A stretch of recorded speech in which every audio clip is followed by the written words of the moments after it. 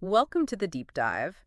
Today, we're getting into something really important, navigating those financial tight spots. Specifically, we're looking at bad credit loans. Yeah, and platforms like 15mfinance.org that pop up when you search for them. Exactly. Our mission here is to really unpack this, figure out how these things work based on what we've found, who they're actually for, and maybe most importantly, what you really need to consider before even thinking about it. Right? Because that feeling of needing cash quickly, but your credit score isn't great.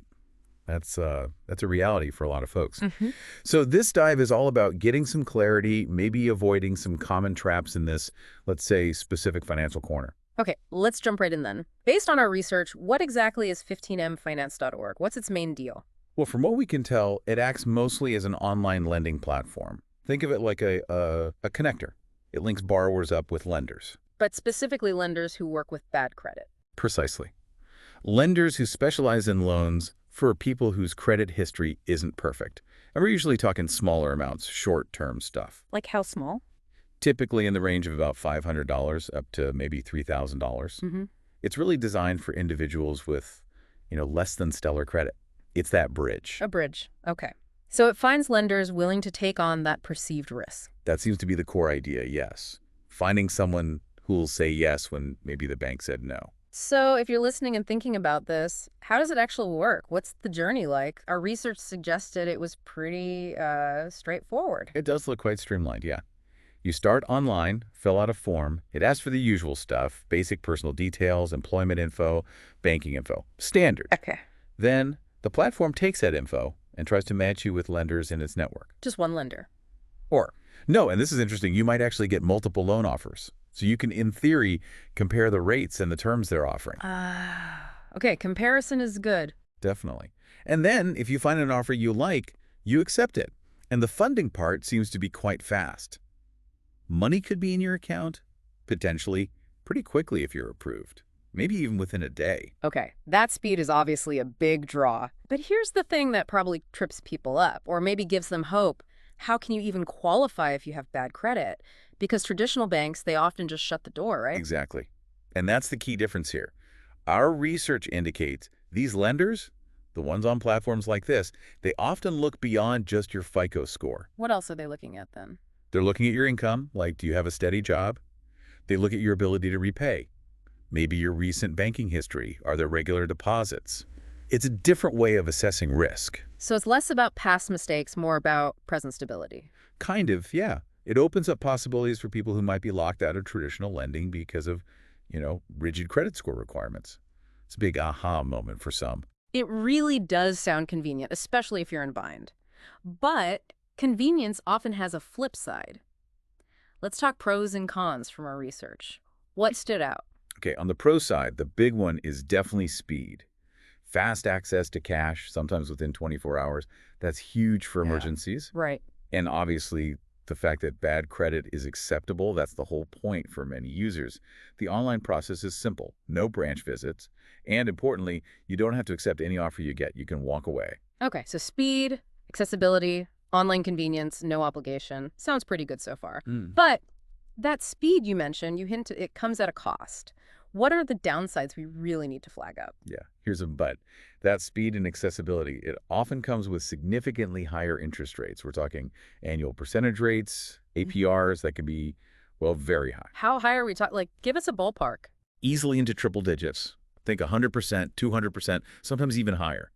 So a small loan can become much more expensive to repay than you might initially think. That $1,000 loan example, it could cost you hundreds just in interest over a few months. Wow. Okay, that's steep. It is. That's the major trade-off. Also, the repayment terms are often very short. We're not talking years, maybe weeks or months, which means bigger payments more often. Squeezing the budget even more. Potentially, yes. And then there's the risk of predatory lenders. You have to be really careful. What does predatory look like in this context? Things like extreme pressure to sign immediately, not being clear about all the fees and terms up front, maybe asking for fees before you even get the loan approved. Big red flags. But that immediate relief could lead to a bigger headache down the road if you're not super careful reading everything. Precisely. You need to be diligent.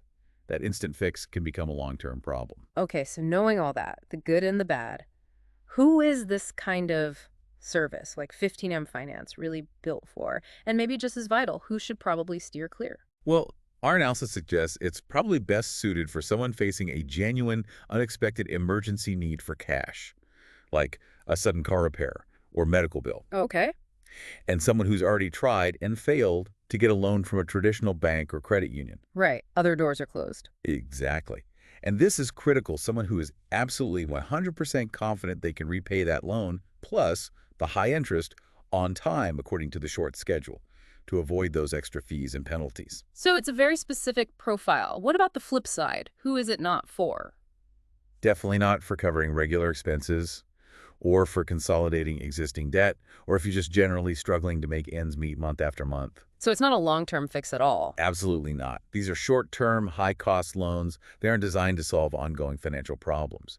If you feel like you're drowning in debt, our research strongly points towards seeking credit counseling or other financial advice first. These loans aren't the answer for that kind of situation. That's a really important distinction. Okay, so let's pivot to advice. If someone is considering this route, what are the smartest things they can do? What strategies came up in our research? Number one, absolutely crucial. Only borrow what you genuinely need and, more importantly, what you can realistically afford to pay back on time, including all the interest and fees. Don't overextend. Makes sense. Don't make the problem bigger. Exactly. Yeah.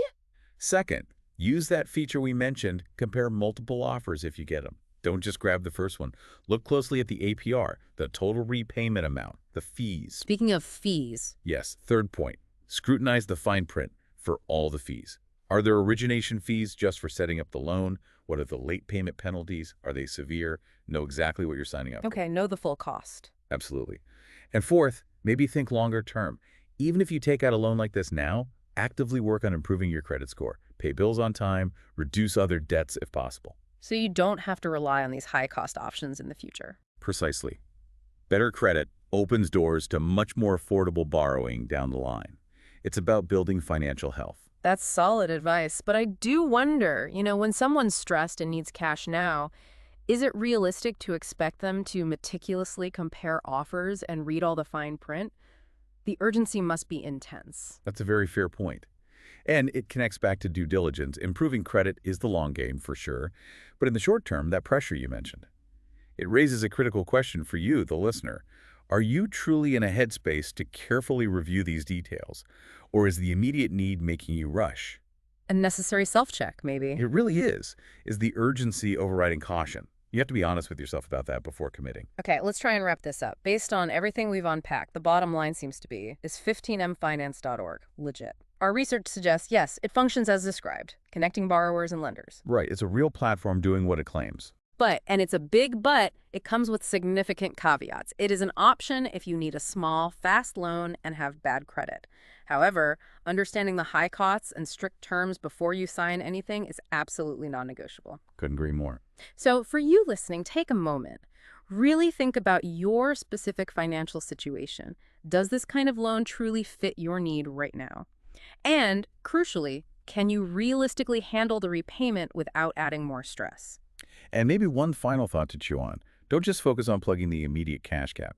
Ask yourself, how does making this choice fit into your bigger financial picture, your strategy for becoming more resilient financially in the long run? Every step counts.